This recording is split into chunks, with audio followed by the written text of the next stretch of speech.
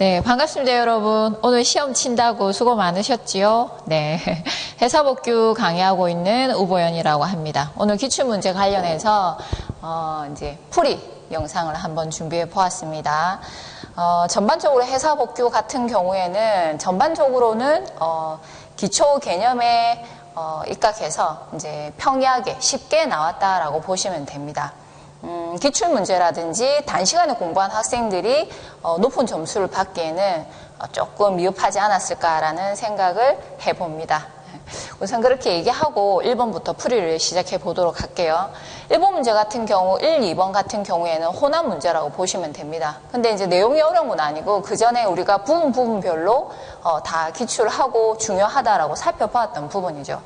1번 문제 같은 경우에 특히 이제 등록과 관련된 부분입니다. 이제 선박 등록, 이제 등기 등록에 대한 부분은 선박법에서 얘기를 했었지만 선박법에서 제외되는 어선 관련된 어선법, 그 다음에 등록 대상의 동력 수상 레저 기구 관련된 부분에서의 등록, 그 다음에 리을 같은 경우에는 낚시어선 신고와 관련된 부분이죠. 그래서 이렇게 4개 지문을 살펴보는데 여기 법령 내용 중에서 이제 옳은 것은 모두 몇 개인가 이렇게 얘기를 하고 있습니다. 사실 기역, 니은, 디귿, 리을 다 맞아서 답은 4번입니다. 가답안 다 보셨죠?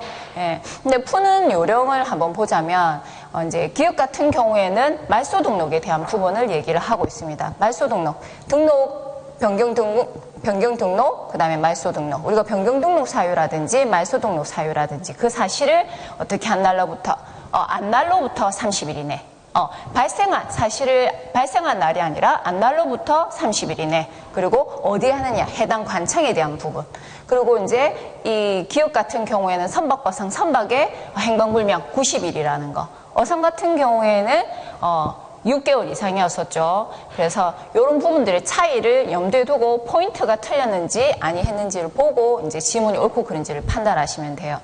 그래서 이제 기업 같은 경우에는 선적한 관할하는 지방해양수상청장에게 말소 등록 신청한다.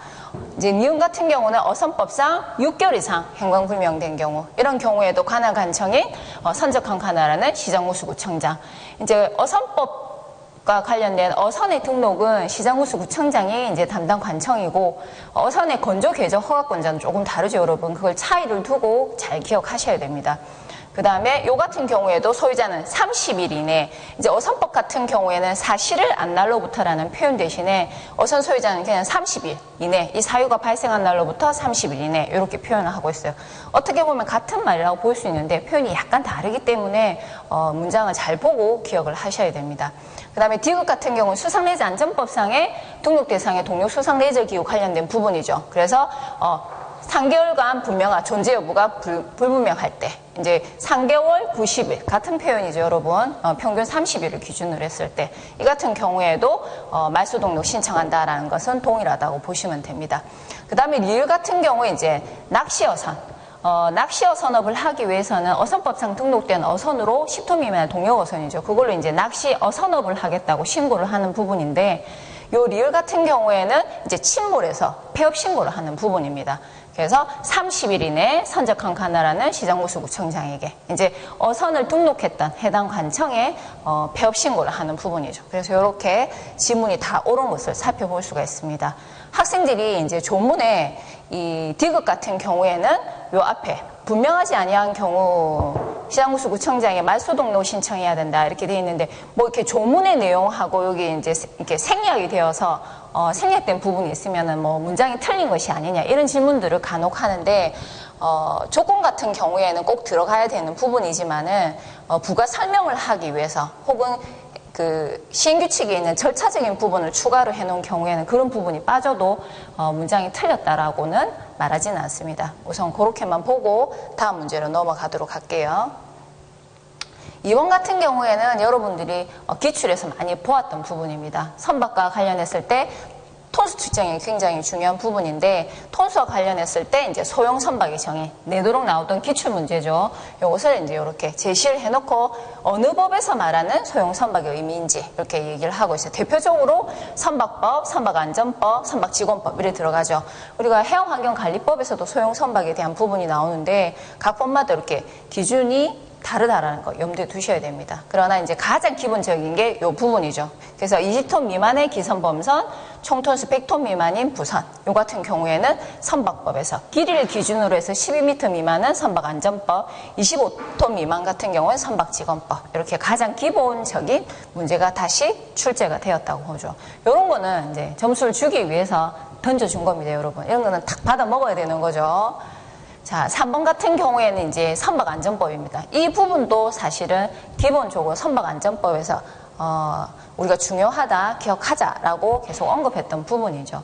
선박안전법 같은 경우에는 이제 등기등록, 선박의 국적이 확정이 된 선박이 바다에서 안전하게 운항할 수 있도록, 가망성을 확보할 수 있도록 유지하는 것이 이 선박안전법의 목적이라는 거죠. 그래서 안전항해에 대한 부분하고 선박검사에 대한 부분하고 이런 부분들이 이제 굉장히 중요하다라고 얘기를 하는데, 이제 요 보건성 유지가 가망성과 관련된 부분이죠. 그 다음에 요거는 이제 국제협약검사증서, 국제항해를 하는 선박의 안전성을 확보하는 부분이고, 그 다음에 이제 무선 설비, 그래서 특히 여객선, 국제 여객선이라든지 여객선 외에 총톤수 300톤 이상의 국제항해라는 선박 같은 경우에는 GMDSS, 즉 협약, 솔라스 협약에서 제시하고 있는 무선 설비를 설치해야 된다는 것을 규정하고 있습니다. 이것도 점수를 주기 위한 부분이라고 보시면 됩니다.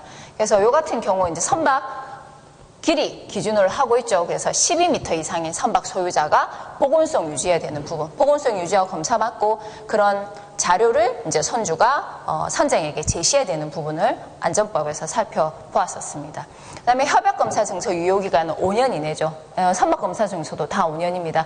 여객선 같은 경우에는 이제 유효기간이 1년이죠, 여러분. 그래서 여기에는 1이 들어갑니다. 그 다음에 이 GMDSS 관련된 무선 설비를 설치해야 되는 대상 선박과 관련된 부분인데, 그 대상 선박은 국제항해 취항하는 여객선, 굉장히 중요하죠. 여객 인명과 관련된 부분이기 때문에. 그 다음에 국제항해라는 총톤수 300톤 이상, 이거는 굉장히 많이 나오는 부분입니다. 국제항해를 취항하는 톤수 300톤 이상. 이제 국제항해 하지 않은 경우에는 보통 500톤을 기준으로 하거든요. 근데 국제항해에 취항하는 선박 같은 경우에는 300톤 이상. 그래서 이걸 다 더하면 12, 1, 300 더하면 313이 되기 때문에 정답이 1번이 되게 됩니다.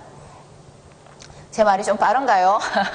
자, 우선 숨을 좀 돌리고 천천히 가보도록 하겠습니다.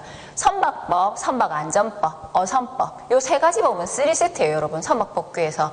그리고 요번 회사법규가 출제 경향에서 기존에 기출문제로 공부하던 학생들이 굉장히 당황할 수 있을 정도로 나올 것이다 라고 예상했던 부분이 많이 안 나왔을 거예요.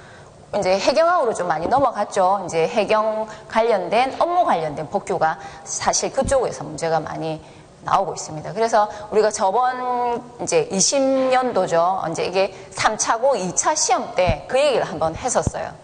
이제 해사법규가 이제 해사법규 본연의 기본적인 내용들이 시험에 기출될 것이다. 그래서 기출문제로 꼽아서 공부하는 것이 아니라 해사법규에서 가장 기본적인 주요 법리에 대해서 기초 개념을 잡고 살을 붙여가면서 공부를 해야 될 것이다 예상을 했었는데, 이번 시험이 초점이 딱 기본에 맞춰가지고 문제가 나왔다라고 보시면 됩니다. 자, 다시 문제로 들어가 볼게요. 4번 같은 경우 유도선 사업법이죠. 유도선 사업법에서 유선 도선 사업을 하기 위해서 면허나 신고를 통해서 사업을 영위할 수 있는데, 면허를 해야 되는 해당 관청, 면허를 받아야 되는 해당 관청에 대한 것을 묻는 지문이 나왔습니다. 그래서 유도선 규모의 총톤수 5톤 이상, 5톤 이상이면 면허를 받아야 되는 부분이죠. 그 다음에 영업구역이 내수면이다. 해수면이면 서장이었었고 내수면이면 시장우수 구청장이었어요. 근데 내수면인데 둘 이상의 특별자치도 시군구를 끼고 있다. 그래서 걸쳐져 있다. 이런 경우에는 시장군수구청장이 아니고 그 위로 올라가게 됩니다. 그래서 걸쳐있고 운항거리가 몇 해리? 5해리 이상. 5해리 미만은 또 시장군수구청장이. 그래서 5해리 이상이다 라는 부분이 있기 때문에 어떻게? 그렇죠. 시도지사가 관할 관청으로 들어가도록 되어 있습니다. 그래서 여기 보면 서장 아니죠. 지청장 아니죠. 그 다음에 시장군수구청장이 있는데 아니고, 그래서 운항 거리가 5해리 이상이기 때문에 시도지사. 그래서 4번이 정답이 됩니다. 요 같은 문제는 기출에서 한번 나왔었어요. 한 2회 전에서. 근데 요것보다는 지문이 좀 길게 해서 사지선다형이 나왔거든요. 요런 것들이 안에 들어가서.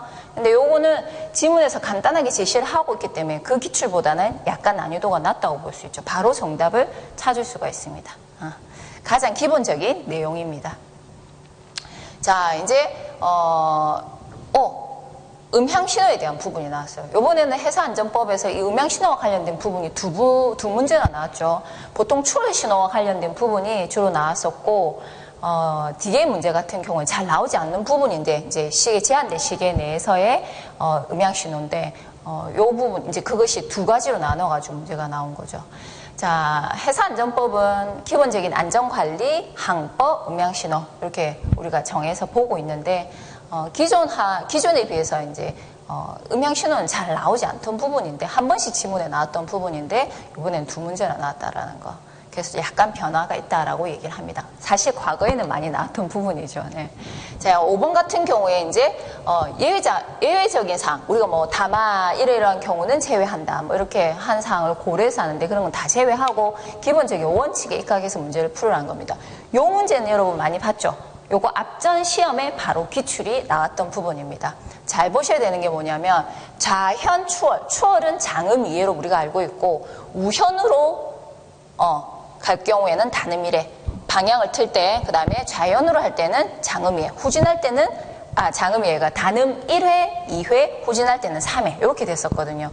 그걸 잘 염두에 두시고 이거 보면 본선에 다른 선박을 우현에 두고, 그러니까 다른 선박이 본선, 제가 본선이라면 우현에 두는 거니까 제가 좌쪽으로 변침해서 추월하겠다는 의사죠. 그래서 장음 2회 추월에다가 왼쪽으로 좌현 변침한 거니까 단음 이해가 들어가는 겁니다. 그래서 이렇게 들어가고, 그 다음에 다른 선박을 본선에 좌현에 두고 우현으로 간다는 말이죠. 그래서 장음 2회, 단음 1회가 됩니다. 그럼 이제 추월하겠다는 의사를 앞 선박에게 보내고 나면 앞 선박이 추월해라라는 동의 의사를 보내죠. 그것은 장음 1회, 단음 1회, 장음 1회, 단음 1회. 우리 보통 장단으로 기억을 했을 겁니다. 2회에 걸쳐서 하는 거죠. 그래서 지문에 뭐의 순서로, 디귿의 순서로 2회에 걸쳐 동의 의사를 표시한다. 그러면 장단이 나오면 되겠죠. 그래서 보기에서 정답은 요 2번이 여기 해당이 된다고 보시면 됩니다. 그래서 여기 좌현 변침, 우현 변침 그렇게 표현이 안 되어 있고 다른 선박을 우현에 둔다, 다른 선박을 좌현에 둔다 이렇게 해놨기 때문에 이 지문을 잘 읽으셔야 됩니다. 학생들이 시험 끝나고 전화가 막 왔어요. 예. 선생님 너무 많이 틀렸다고. 그래서 왜 너 열심히 하고 모의고사 때 점수를 너무 잘 받았는데 왜 그러냐 이렇게 몇몇 학생들 보면 성급히 문제를 푼 거죠. 실수를 많이 하는 겁니다. 문제가 쉽고 늘 공부하던 부분이어서 자신 있게 다 풀었는데 풀고 났을 땐 기분이 좋은데 막상 채점을 하니까 아닌 거예요. 그래서 여러분 시험을 치실 때는 내가 보고 싶은 걸 보는 게 아니라 문제에 나와 있는 문제지를 지문을 객관적으로 조금 호흡을 가다두고 문제를 조금 천천히 풀 필요성이 굉장히 높습니다. 사실은 실수를 적게 하는 게 회사복교가 회사복교 같은 경우 실수를 적게 하는 게 문제를 그나마 많이 맞출 수 있는 방법이기도 해요. 자, 6번 문제 같은 경우는 선박직원법이죠. 그래서 가장 옳지 않은 것 이렇게 해서 묻고 있습니다. 이제 1번 같은 경우는 운항사와 관련된 전문 분야별, 운항사는 자동화 이제 선박에서 받는 해외사 등급인데 보통은 이제 같은 등급, 해당 등급, 그러니까 항해냐 기관이냐 이렇게 항해 전문이냐 기관 전문, 운항사로 해서 같은 급수로 보고 소형선박 조종사 같은 경우에는 6급 항해 기관 하위 등급으로 보고 있다라는 거. 조문 그대로 이렇게 얘기를 하고 있죠. 자, 그 다음에 2번 같은 경우에는 수급상 부득이하다. 그런 경우에는 근데 도서주민, 주자가 빠졌네. 도서주민을 긴급히 수송해야 된다. 이런 경우에는 승무 기준을 어떻게 할 수 있다. 완화 적용할 수 있다라는 거죠. 근데 우리가 승무 기준 같은 경우에는 기본적으로 선박직원법에서 법으로 딱 정해놨기 때문에 그 기준에 따라서 선박 운항을 해야 된다라는 겁니다. 근데 부득이하게 긴급하게 해서 이제 해기사가 필요한 경우에는 그 기준을 완화할 수 있다라는 거죠. 그래서 이것은 허가할 수 있다. 원칙상으로는 안 되는데 이런 사유 때문에 승무 기준을 완화해 주는 거니까 허가할 수 있다라고 표현을 해준 겁니다. 요거 보고 맞죠? 그 다음에 3번 지문 같은 경우에는 면허 취소 업무 정지 처분에 통지받은 해기사 면허 취소 업무 정지 처분 받았으면 어떻게 해야 돼요? 그렇죠. 해기사 면허증 반납해야 되는 겁니다. 그래서 30일 이내에 반납을 해야 되는 거죠. 근데 여기 보니까 뭐라고 돼 있어요? 30일이 아니라 14일 이내라고 돼 있죠. 그래서 요거를 틀린 지문으로 우리가 뽑을 수 있습니다. 자, 이렇게 보고 밑에 이제 갱신 같은 경우에는 5년 이내 1년 이상 승무원 경력. 이것도 우리가 기출에서 많이 봤던 부분이죠, 지문은. 그래서 정답은 3번이다라고 보시면 돼요.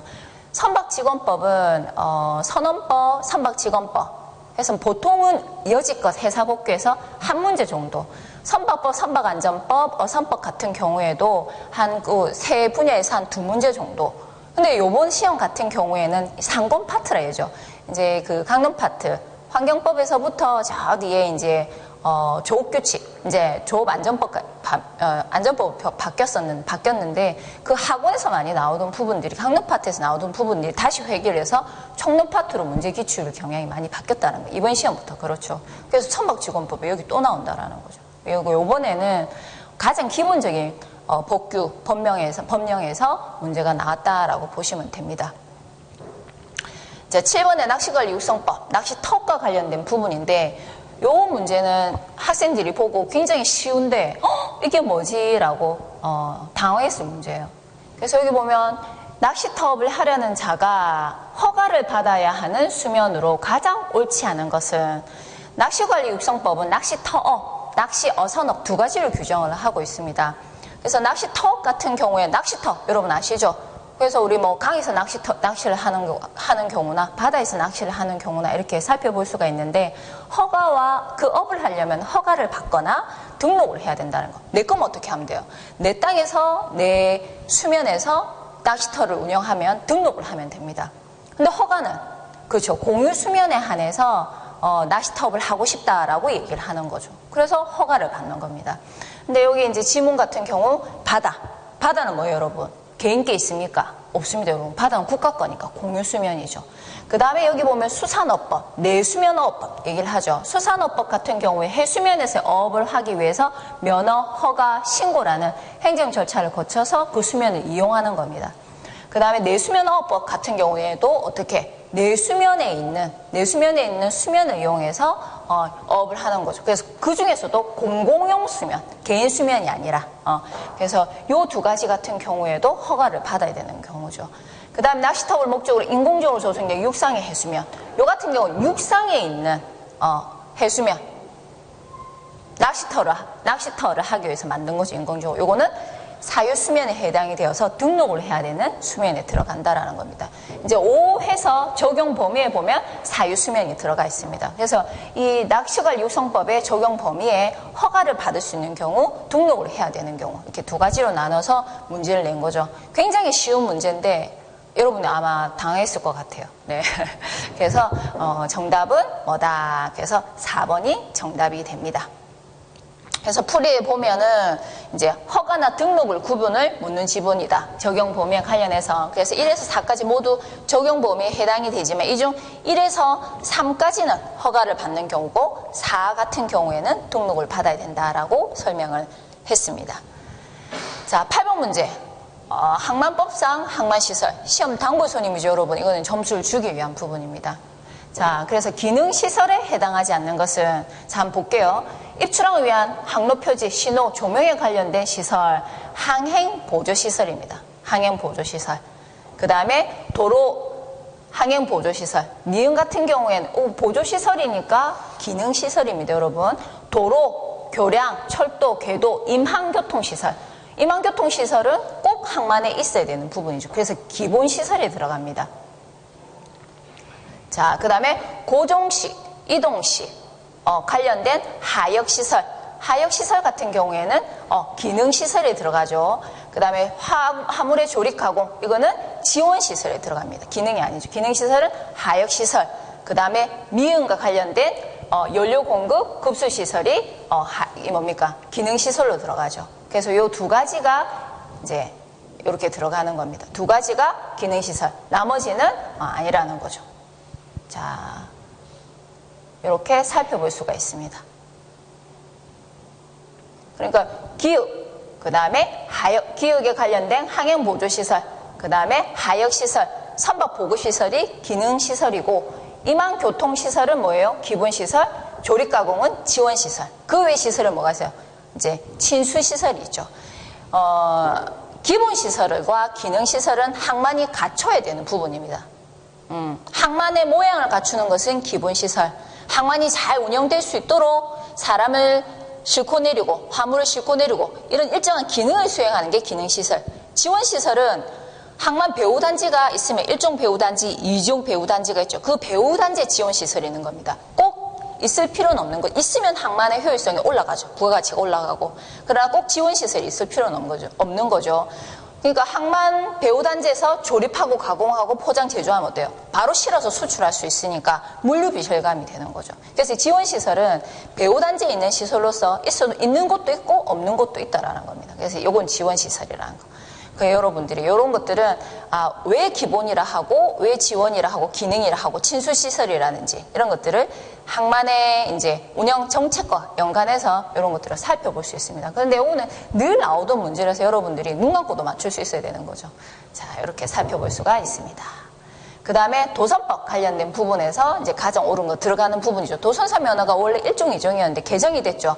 도선법이 잘 나오지 않고 있다가 저번에 한 번 나오고 이번에 한 번 나오고 기출로 봤을 때는 총 3회 정도 잘 나오지 않는 부분인데 요거는 1회 때 나와 있던 이제 이 부분하고 기출 문제를 응용을 해서 좀 지문을 늘려서 이렇게 기출을 다시 했습니다. 보통 도서람 1급에서 4급까지 있죠. 도성구는 12곳이 아니고 13곳입니다. 개정이 됐기 때문에. 그래서 도성구는 13곳이 설정되어 있다. 도선을 강제로는 강제 도성구역은 12개입니다, 여러분. 그래서 그 차이점. 그 다음 면허를 받기 위해서는 총톤수 몇천 톤, 6천 톤 이상에서 선장으로서 몇 년 이상, 3년 이상 승무 경력이 있어야 된다라는 거죠. 물론 그 승무 경력 계산하기 전에는 어떻게 시험 일전 5년 이내 1년 이상 승무 경력 합해서 이렇게 정산한다는 부분이 괄호 안에 들어가 있습니다. 그래서 해당되는 것은 2번인 것을 알 수가 있습니다. 이것도 여러분 기본적인 기초 문제이기 때문에 맞추셔야 되는 부분이죠.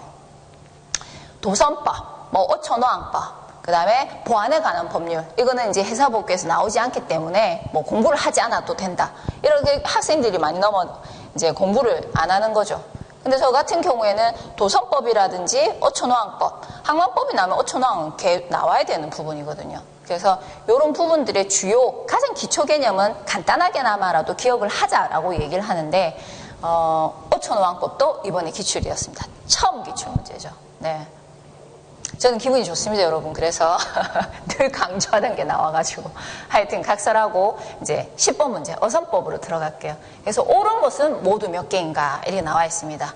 옳은 것은 몇 개인가. 자, 기업 같은 경우에는 24m 이상 어선, 낚시 어선으로 검사증서의 최대 승선 13명 이상, 그래서 길이 24m 이상 13명 이상 어선 소유자 같은 경우에는 보건성 기준에 맞는 승인을 받아야 된다라고 기준을 하고 있습니다. 즉 선박법에도 선박안전법에도 보건성 유지, 선박법 선박안전법 관련된 걸 합쳐서 어선에 적용하는 게 어선법이죠. 그래서 어선법에도 이렇게 보건성 승인 관련된 부분이 나와 있습니다. 그 다음에 어선운부 등록한 총톤수 20톤 이상, 이제 어선도 등록하죠. 등록하면 톤수에 따라서 달라진다는 거. 선박 국적증서, 선적증서, 그 다음에 등록 필증 세 가지로 나뉘죠. 20톤 이상인 경우에는 선박 국적증서, 20톤 미만인 경우에는 선적증서죠. 그래서 이거는 선박 국적증서로 변경을 해야 됩니다. 디귿, 부정한 방법으로 등록했다. 이런 경우에는 말소해야 되는 거죠. 거짓 부정한 방법인가 말소시켜야 됩니다. 등록을. 근데 이때 기관이 어떻게 하느냐? 이제 말소해라. 부정한 방법으로 했지 해서 최고해야 된다라는 거죠. 그것이 30일 이내라는 겁니다. 계속 우리 30일이죠, 여러분. 자, 그 다음에 리을 같은 경우에는 등록 말소된 어선 같은 경우에는 어선 번호판 제거하고 국적증서 반납을 해야 되겠죠. 그래서 등록한 관청 시장무수구청장에게 14일 이내에 어떻게 해야 된다? 반납을 해라 라고 규정에 나와 있습니다. 그래서 반납은 14일 이내. 자, 미음, 이건 어선법입니다, 여러분. 그 다음 미음에서 어떻게 시장무수구청장은 말소한 때 어선부에 말소 표시해야죠. 등록이 말소됐다고. 그 다음에 그걸 어떻게 1년간 따로 보관한다? 아닙니다. 1년이 아니라 2년이죠. 그래서 요 지문이 이제 우리가 새롭게 볼 수 있는 부분입니다. 그래서 요 두 개가 틀렸죠. 그래서 옳은 것은 모두 몇 개다? 3개다라고 해서 3번이 정답이 됩니다. 자, 11번 직원법이 나왔습니다, 여러분. 직원법이 2문제 이상 나온 거는 근래 들어 없습니다, 여러분. 그러니까 요번에 나왔죠. 근데 요거는 근데 기존에 한번 나왔던 기출 유형이죠. 제 최저 승무 기준에 대한 부분입니다. 승무 기준이 잘 지켜져야지만 배가 안전하게 운항이 되겠죠. 그래서 그것을 강조하는 부분이라 보시면 되겠는데, 요거는 뭐냐면 총톤수 1000톤 이상의 여객선이라고 되어 있습니다. 그리고 평수구역은 운항 안 하고 연안 수역을 항행한다라는 거죠. 그래서 연안 수역 같은 경우 1000톤수, 즉 500톤에서 1600톤 사이에 있는 여객선, 연안 수역을 운행을 하면 최저 해기사 면허, 선장이라고 되어 있죠. 해기사고 1등 항해사 득급수가 다릅니다. 선장 같은 경우에는 상급 항해사 해기사 면허가 있어야 된다는 거죠. 그래서 요거는 표를 보고 시행이 22조 별표 3에 보면 최저 승무 기준이 있습니다. 요 선장이죠, 여러분. 선장은 어디에 있습니까? 갑판부입니다. 그래서 갑판부 관련된 부분이 해기사에 있어서의 최저 승무 기준을 찾아보시면 되고, 기관은 뭐예요? 기관부에 관련된 갑판 아래에 있는 게 기관이죠, 여러분. 그래서 갑판부 항해로 표현되고 선장 항해사 살펴볼 수 있고, 갑판 아래에 있는 기관부 같은 기관부로 승무 기준을 찾아보셔야 됩니다. 기관부는 잘 안 나와요. 안전운항 관련된 부분에 있어서는 선장이 최고니까. 그래서 이 부분은 간단하게 상급 항해사라는 것을 알 수가 있습니다. 자, 그 다음에 이제 기본에서 음향신호 나오죠. 음향신호 잘 안 나오는데 이번엔 두 문제나 나왔습니다. 그래서 이 같은 경우에는 제한된 시계 내에서, 즉 제한된 시계란 눈으로 볼 수 없는 경우죠. 그래서 안전 확보가 굉장히 필요한 부분이어서 계속적으로 소리를 내도록 한다라는 겁니다. 그래서 얹혀있는 선박 같은 경우, 그 다음에 조정 불능, 조정 제한, 홀수 제약성 관련된 부분, 그 다음에 동력성인데 대수속력이 없다, 멈춰선 거죠. 그럼 여기에 선박이 있다라는 것을 알려줘야 되기 때문에. 그러니까 예를 들자면 해무가 촉하게 껴가지고 앞에 배가 있는지 없는지 레이더망으로 보긴 하겠지만은 보이지 않는다라는. 그래서 시계가 제한되어 있을 때는 소리를 계속 냅니다, 여러분. 그래서 그런 선박의 종류별로 어떻게 소리 내는지 얘기를 하고 있죠. 요거는 이제 끌려가고 있는 선박을 예인하고 있는 부분이죠. 그래서 요 네 가지를 설명하고 있는데 전부 다 옳은 지문입니다. 그래서 정답은 4번이죠, 여러분. 시간 관계상 요 뒤에 거는 자세하진 않을게요, 여러분. 요거는 여러분들이 암기를 전부 다 하셔야 되는 부분입니다. 자, 그 다음에 5초노항법 나왔습니다. 네, 요것만 기억하자라고 했던 학생들은 맞추는 문제죠. 예. 어촌어항. 항만법은 뭐고 어촌어항법은 뭐예요 하면, 항만법은 일반 상성에 드나드는 것이고 어촌어항은, 그쵸, 어선이 드나드는 항구입니다. 그리고 어선이 드나드는 곳이니까 그것을 중심으로 뭐가 생깁니까? 어촌 마을이 생기는 거죠. 그래서 항만을 개발하고 어촌을 개발하고 그 내용을 주로 하고 있습니다. 이제 그 무역항 같은 경우, 항만 같은 경우에도 무역항, 연안항 이를 나누듯이 어항도 구별을 하고 있습니다. 그래서 기본적으로 국가가 관리하겠죠. 그래서 해수부 장관이 지정을 합니다. 그 다음에 지방에서 하는 거죠. 그래서 시도지사가 정합니다. 어촌 종주항, 마을을 얘기합니다, 여러분. 어촌 주민들을 중심으로 해서 마을 단위로 만든 어항. 이래서 시장호수구청장이 여기 들어갑니다. 그래서 정답은 뭐예요? 어항의 종류 중 이용 범위가 지역적이고 연안어업에 대한 지원의 근거지가 된다. 이게 포인트입니다, 여러분. 요거는 지방어항에 대한 설명. 그래서 지정권자는 누구다? 시도지사가 되는 거죠. 그래서 3번입니다. 어촌어항법은 구조 같은 경우에는 특히 어항 개발, 지정하고 개발하고 관리하고 사용하고, 이거는 항만법에 유용하고 똑같아요. 그냥 규모가 어항이라는 것 뿐이지. 그래서 이 부분이 이렇게 제시가 되는 거죠. 첫 번째입니다, 여러분. 기출 1호 어촌어항법. 예, 앞으로 기대할 만하죠. 자, 14번 환경관리법입니다. 여러분 잘 아시는 부분이죠. 근데 지문이 굉장히 많아요. 그리고 학생들이 제일 어려워하는 법 중에 하나가 환경관리법이라는 거죠. 왜? 해도 끝이 없으니까. 그래서 많이 포기하는데, 지문이 길고 어렵다라고 하는 문제의 특성이 뭐냐면 답은 의외로 간단하게 있다라는 거죠. 예. 그래서 1번 같은 경우는 보존 해역에 대한 설명, 맞는 지문입니다.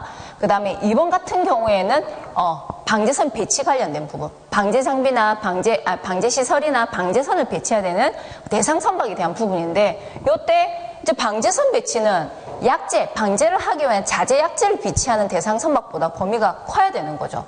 그러니까 기름을 조금 싣고 다니면 약재를 갖고 있다가 사고 발생하면 탁 처분해서 방제를 하면 되는데, 그보다 많은 자재 약재로는 해결이 안 될 때는 방제선을 투입하는 거죠.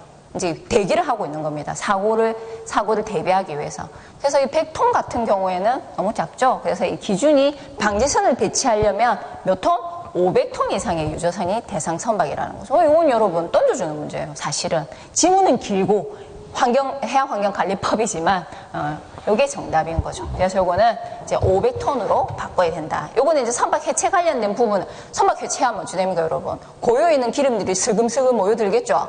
그래서 방제를 맡고 있는 청장에게 요 7일 전까지 신고하는 부분입니다. 요것도 청장 나오는 부분은 우리가 다 기억하자 했었으니까 쉽게 알 수가 있는 거죠. 이것들은 이제 음식 찌꺼기 배출하는 기준입니다. 이것도 우리가 수업 시간에 했었죠. 배출 기준 해야 되는 거니까 기름이라든지 선제폐수라든지 폐기물이라든지 이런 찌꺼기라든지 그랬을 때 방지 설비를 돌려가지고 이제 어디 기준에 따라서 어떻게 배출하느냐 기준을 살펴봤었죠. 그래서 요걸 모르는 학생이더라도 방제선 배치하는 대상 선박, 자재약재 배치 대상 선박, 요거는 우리가 알고 있어야 되는 부분이니까 해양시설도 마찬가지고 요걸 알면 이제 나머지는 해결이 되는 거죠. 자, 요렇게. 그래서 사실 어렵다라고 하기에는 요 부분이 확실하게 틀렸기 때문에 빨리 캐치할 수 있는 부분입니다. 자, 15번 항만법이 또 나왔습니다, 여러분. 이런 일은 없었습니다. 자, 항만법 같은 경우에는 항만 구분이 나왔죠. 아까 5,000원법에서 뭐가 나왔습니까? 항만에 대한 기본적인 기초 개념을 확인하는 부분이 나왔고 항만법도 어떻게 무역항과 연안항을 구별하는 기초 개념에 대한 문제가 다시 나왔다라는 거죠. 우리가 항만법은 늘 기능, 시설과 관련된 부분만 시험에 나왔기 때문에 우리가 국가관리는 무엇이고 지방관리는 무엇이고 이런 건 살펴보지 않았거든요. 그래서 항만은 무역항과 연안항으로 나뉘고 무역항의 경우에도 국가가 관리하고 지방이 관리하고 연안항의 경우에도 국가가 관리하고 지방이 관리하는 항으로 나서 총 4가지로 나뉜다라는 개념을 꼭 잡고 가자고 얘기를 했었습니다. 자, 그래서 답이 뭐예요? 1번이죠. 여기 보면 지역산업에 필요한 화물 처리 어디에 초점 맞춰져 있습니까? 지역산업. 그러니까 지방관리가 나온다라는 걸 생각할 수 있겠죠. 여기 보면 여객수송, 관광활성화 이 지역경제사회와 관련된 부분이에요. 그래서 지방관리 무역항이 아니라 지방관리 연안항의 개념이라는 것을 알 수가 있습니다. 그러면 무역항은 뭐예요? 무역항은 여러분 기본적으로 무역항, 개항장입니다. 외국 선박들이 물동량을 처리하기 위해서 드나드는 항만이라는 거죠. 그래서 무역항은 해상 수송의 거점 지역, 해상과 육상의 운송을 처리하기 위한 거점 지역으로서의 그 다음에 국가 경제 발전이 이바지하는 요소로 그런 문장이 나와야지만 무역항이라는 겁니다. 자, 그래서 국가관리 같은 경우에는 이렇게 지방관리 무역항도 이렇게 해서 규모가 큰 거, 규모가 작은 거 이렇게 나눠져 있다라는 거죠. 그 다음에 여기 보면 국가안보 영해관리에 중요한 기상학과 대피를 주목적으로 하는 것이 연안항 중에서도 국가관리라는 거죠. 그 외 지역사회 경제 발전된 것은 지방관리 연안항이라는 이게 이제 지방관리 연안항이라는 거죠. 그리고 국가는 국가관리 연안항의 개발을 우선적으로 시행하거나 지원하여야 된다. 그래서 조문 맨 밑에 여기 한 줄 있습니다, 여러분. 그래서 국가관리 연안항 같은 경우에는 안보와 영해, 관할권 분쟁에서 굉장히 중요한 부분이기 때문에 국가가 먼저 시행한다라고 두는 부분이라는 거죠. 그래서 틀린 것은 1번 개념을 묻는 부분에서 우리가 쉽게 찾을 수가 있다라는 겁니다. 조금만 보시면 알 수 있는 부분이죠. 근데 학생들이 항만법, 해운법, 그다음 항만 운송사업법 이런 것들 잘 안 보는 게 사실이긴 사실입니다. 출제 경우에서 많이 비껴간다라고 얘기를 했기 때문에. 근데 요거는 이제 개념만 잘 잡았다면 쉽게 풀 수 있는 문제죠. 조금 아쉬운 부분이 이번 출제에서는 있었습니다. 학생들이 많이 어렵게 준비를 했는데 문제는 너무 기초적인 것에서 많이 나왔기 때문에 혼란이 있겠지만은 원래는 기초를 먼저 딱 다 잡고 그 다음에 살을 붙여가는 게 순서거든요. 그래서 여러분 실망하시지 마시고 점수에 연연하지 마시고 이제 그렇게 틀을 잡아서 준비를 하시면 다음 시험에는 좋은 점수를 얻지 않을까 싶습니다. 자, 그 다음에 16번 낚시관리 유성법이죠. 가장 옳지 않은 것은 무엇인가? 낚시터, 그 다음에 낚시어선, 그 다음에 입출항 신고 관련돼 있는 부분에서 출항 제한, 그래서 통제구역, 안전과 관련된 부분이 나옵니다. 자, 그래서 1번이 답이죠. 여기 보면 이제 휴표 신고에 대한 부분이 규정이 되어 있는데 30일을 초과하여 휴업하는 경우 30일이 아니라 30일은 한 달이기 때문에 신고 대상이 아니고 3개월 이상 휴업하려는 경우 이때 신고를 하도록 되어 있습니다. 그래서 1번이 틀린 부분이죠. 나머지는 여러분이 잘 아시는 부분입니다. 그리고 낚시어선 관련된 부분에 있어서의 출항 제한 사유 있죠. 그래서 풍속 12m 이상, 파고 2m, 시계 안개로 인한 경우에 시계 1km 이내. 이거는 수업 시간 내도 했던 부분이에요. 근데 앞으로도 계속 기억해야 되는 부분이고 중요하니까. 왜? 유도선, 낚시어선, 수상 레저 관련된 세 분야에서 이 안전사고 연안에서 많이 발생하기 때문에 중요한 부분이라는 겁니다. 자, 그 다음에 수산업법이죠. 수산업법이 나왔어요. 가장 옳지 않은 거 이렇게 나왔죠, 여러분. 그래서 기본적으로 수산업법 같은 경우에는 바다에서 어업을 할 때 면허를 받느냐, 허가를 받느냐, 신고를 해서 업을 영위하느냐 이 세 가지로 나뉘는데 일본 전문 같은 경우에는 허가 대상과 관련된 부분이라 보시면 됩니다. 2번 같은 경우에는 신고업자 같은 경우에도 관할 수역에서 60일 이상 조업하는 것을 조건으로 한다라는 거죠. 3번 같은 경우에는 이제 해수면과 관련된 부분이에요. 이제 면허업이죠. 그래서 면허업 중에서도 마을업, 어장 수심 한계를 제시를 하고 있는데 특히 강원도, 경상남도, 제주도 같은 경우에는 7m로 해놓고 있죠. 5m보다는 조금 높아요. 왜? 수심이 높기 때문에. 그래서 여기 돼 있는데 틀린 거는 경상남도는 남쪽이죠, 여러분. 수심 높은 강원도, 제주도, 이제 경상북도가 여기에 들어갑니다. 남도가 아니라. 요거 놓친 학생들 꽤 많을 거예요. 왜 답이 없지? 몇 번 보셨을 것 같아요. 예. 그래서 요거는 남도가 아니라 경상북도로 수정해서 오답으로 체크를 하셔야 되는 부분입니다. 그 다음에 이제 정선명령과 관련된 부분이죠. 정선명령 받으면 바로 정선해야 된다라는 거. 그래서 국제 신호서, L이라 얘기하죠. 사이렌 백고동으로 인해서 이제 요 부분. 단음, 장음, 단음 이에 7초 간격으로 계속한다 하면 정선시켜야 된다라는 거죠. 이것도 우리가 수산업법에서 정선명령 관련된 신호해서 계속 봤던 부분입니다. 그래서 정답은 3번. 자, 18번 같은 경우에는 선언법이 나왔죠. 선언법에서 이제 우리가 공부할 때 우리가 이제 강조했던 부분은 이거죠, 이거. 선언법이 그전에 뭐 근로조건, 휴업 했지만 가장 중요한 것은 이거와 관련된 거. 왜? 선원들의 인간다운 생활을 보장하기 위해서는 돈과 관련된 게 제일 중요하죠.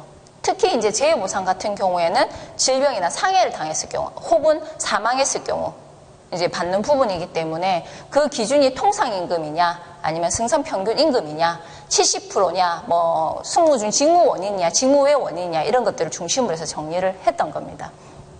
그래서 옳지 않은 것은 모두 몇 개인가 쭉 보면 이제 기억이 틀렸다는 것을 알 수 있는데 상경보상입니다. 직무상 부상을 당하거나 질병에 걸려서 이제 요양이 있다. 그럼 일을 못 하잖아요. 그래서 상경보상 월급을 주는 겁니다. 근데 4개월 범위 내 같은 경우에 직무 원인인 경우에는 통상임금, 매월 통상임금을 월급처럼 주는 거죠. 근데 4개월이 지나도 치유되지 않은 경우에 70%를 줍니다. 근데 그 기준이 승선평균 임금이 아니라 통상임금을 기준으로 한다라는 거. 그 다음에 니은 같은 경우에는 유족 보상이죠. 그래서 승선평균 임금의 1301분. 이제 디귿 같은 경우에는 유족에게 뭘 준다? 장제비를 줍니다. 장제비 같은 경우에도 승선평균 임금의 121분. 이제 리을 같은 경우에는 이제 행방불명이죠. 행방불명일 때는 두 가지를 다 줍니다. 1개월치의 통상임금, 3개월치의 승선평균임금. 미음 같은 경우에는 유실품 보상에 관련된 부분이죠. 그러면 어느 범위 내에서 주느냐? 자기 통상임금의 2개월 범위 내에서 유실된 물건에 대해서 보상을 해준다라는 거죠. 이제 일시보상이 빠졌는데 장애보상이랑 그걸 별도로 보시고 이렇게 살펴볼 수가 있습니다. 그래서 재해보상과 관련된 부분은 내용을 이렇게 많이 넘겼죠. 지문이 보통은 이렇게 길게 나올 때는 보통 복귀에서는 통상적으로는 한 리을까지 4가지 지문이었는데 미음까지 이렇게 늘렸어요. 지문이 점점점 늘어나고 있죠. 학생들이 선택의 폭이 이제 너무 많이 늘어나서 혼란을 가중시키기 위한 부분이죠. 이제 확실히 아는 학생과 모르는 학생을 구별할 수 있는 부분이라 보시면 됩니다. 제가 좋아하는 문제 스타일이에요. 저는 지문을 항상 이렇게 많이 헷갈리게. 공부를 이렇게 하면 여러분 문제가 쉽게 나오면 훨씬 잘 풀 수 있죠. 자, 19번입니다. 해양과학조사법 나왔죠. 저번 시간에 한번 기출을 했었는데 이번에 그것보다 좀 더 이제 디테일하게 언급이 돼 있어요. 그래서 기본적으로 영해는 우리나라 주권적 권리가 행사되는 부분이기 때문에 누구도 와서 해양과학 조사를 할 수가 없습니다. 그래서 우리나라에 살려면 기본 해수부 장관의 원칙적으로는 안 되는데 이제 하게 해주는 거니까 허가를 받아야 되는 부분이죠. 그리고 이제 조사 계획서를 어떻게 외교부 장관을 꼭 거쳐서 해수부 장관에게 제출해야 돼요. 외국에서 오는 거니까. 외국 문서는 항상 외교부 거쳐서 들어온다고 보시면 됩니다. 그 다음에 3번 같은 경우에는 이제 그렇게 허가 신청 받으면 이제 3개월 이내 허가 여부를 결정하는 데 돼 있는데 4개월입니다, 여러분. 그래서 정답이 3번이죠. 사실 이 부분은 우리가 잘 보지 않는 부분이었어요. 그래서 이 부분 틀린 것을 캐치해내기가 약간 어려울 수 있죠. 변별력이 있다라고 볼 수 있습니다. 그 다음 4번 같은 경우에 이제 조약이나 협약 체결한 경우에는 어떻게 할 수 있다. 허가나 동의 받고 협약을 체결했기 때문에 그 협약을 적용을 해서 그냥 바로 과학조사를 할 수 있는 부분을 제시를 해놨습니다. 그리고 해양과학조사 실시를 하게 되면 이제 외국 정부라든지 국제기구가 조사 계획서 일단은 협약이 체결됐기 때문에 외교부 장관 거치지 않고 바로 해수부 장관에게 제출한다라는 거죠. 이런 것들을 디테일하게 살펴볼 수가 있습니다. 이거는 이제 허가와 관련된 부분을 이제 문제화 시켰다라는 것을 알 수가 있고, 이거 외에 실시 원칙이라든지 동의와 관련된 부분이라든지 해양과학 조사를 어떻게 공유하는지 그런 부분들도 첨부시켜서 한 번 더 정리하시고 다음 시험을 준비를 하셔야 할 것 같습니다. 이제 마지막 문제인데, 마지막은 이번에 이제 안전조업규칙을 어선안전조업법으로 이제 개정을 했죠, 여러분. 이제 폐지하고 요걸로 새롭게 탄생한 거죠. 그래서 이것이 보통 개정된다고 해서 그 내용이 바로 시험에 나오지는 않은데, 워낙 어선안전조업법 같은 경우에는 해경에 있어서는 굉장히 중요한 부분이기 때문에 이제 출항 통제라든지 어민들의 안전조업이라든지, 그죠? 그래서 어선단을 결성을 해서 안전하게 조업하는 것을 주 내용으로 하기 때문에 이 내용을 잘 보시고 가셔야 됩니다. 어선안전조업법은 여러분들이 해경을 준비하는 학생이라면 처음부터 끝까지 달달달달달 해양경비법과 함께, 해양경찰법과 함께, 수산해제 안전법과 함께 달달달 외워야 되는 법 중에 하나라고 보시면 됩니다. 옳은 것은 모두 몇 개인가? 결론은 4개입니다. 전부 다 맞아요. 예. 여기 보면 기본적으로 어선안전조업법을 위반했다, 의심이 된다, 그럼 주체를 꼭 기억하셔야 됩니다. 해수부 장관, 국방부 장관, 우리 서해 5도라든지 있죠. 인접 부분이 있기 때문에, 그래서 이 384 부분이 있기 때문에 국방부 장관, 그 다음에 해양경찰청장이 같이 들어가는 이 3자 주체를 꼭 기억하시고, 그 다음에 정선신호가 주간, 야간 2가지로 나뉘는 거 기억하시고, 그 다음에 승선조사할 때, 우리 해상검문 검색할 때 소속하고 밝히죠. 목적 이유. 똑같이 선장에게 조사자 소속, 성명, 그 다음에 승선, 조사하는 목적 이유 꼭 알려줘야 된다는 겁니다. 그래서 그 의무에 대한 부분. 그래서 이 4가지를 소개를 하고 있는데, 옳은 것은 전부 다 맞다. 4개가 정답이 된다라는 거죠. 자, 이렇게 해서 이번 21년도 시험, 2월에 치른 시험을 이렇게 풀이를 해봤는데, 시험을 처음 준비하는 학생들 같은 경우에는 높은 점수를 받기 어려웠을 겁니다. 예, 기초적인 부분도 많고, 수업 시간에 이제 아무리 기초 개념을 강조하더라도 주요 부분에서 늘 기출에 나왔던 부분들을 중심으로 보일 수 있기 때문에 이런 부분들을 많이 놓치기 쉽죠. 예, 앞으로는 해사복규를 이제 기초 개념 중심으로 정리를 하시고, 그 다음에 중점 내용 중에서도 구체적으로 들어갈 것은 안으로 이제 깊게 기억을 해서 가지치기를 하셔야 된다라는 겁니다. 여기 보고 저기 보고 왔다 갔다 할 게 아니라 각 번마다 주요 내용을 잘 정리를 해서 시험을 치셔야 된다라는 거죠. 그래야지만 불안하지 않게 시험장에서 실력을 잘 발휘할 수 있을 겁니다. 이제 풀이를 빨리 하려고 했는데 잔소리가 늘어가지고 이제야 마치게 되네요. 네. 이번 시험을 잘 치르신 분들은 이제 체력장, 이제 20문제 정도, 20문제, 15문항까지는 좀 안정권으로 보는데, 보통 15개에서 20개까지는, 좀 이제 위험성이 있죠. 3배수 안에 들어가더라도. 그때는 체력장을 굉장히 많이 열심히 하셔야 됩니다. 뒤엎을 수 있으니까. 다치지는 마시고.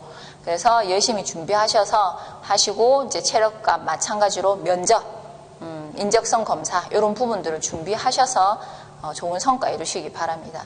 혹시나 이번 시험에 이제 너무 틀린 게 많다, 이제 낙담하시지 마시고, 언제 시험이 있을지 모르기 때문에 이제 보통 봄에 치렀기 때문에 한 3개월 뒤를 염두에 두시고 이제 시험을 다시 준비하시면 될 것이라고 생각이 들어요. 그러면 이번에 공부한 거에 플러스해서 기초를 더 다지면 요 다음 시험에는 높은 점수를 받지 않을까 그렇게 생각이 듭니다, 여러분. 영상 봐주셔서 감사합니다. 다음에 또 뵐게요. 감사합니다.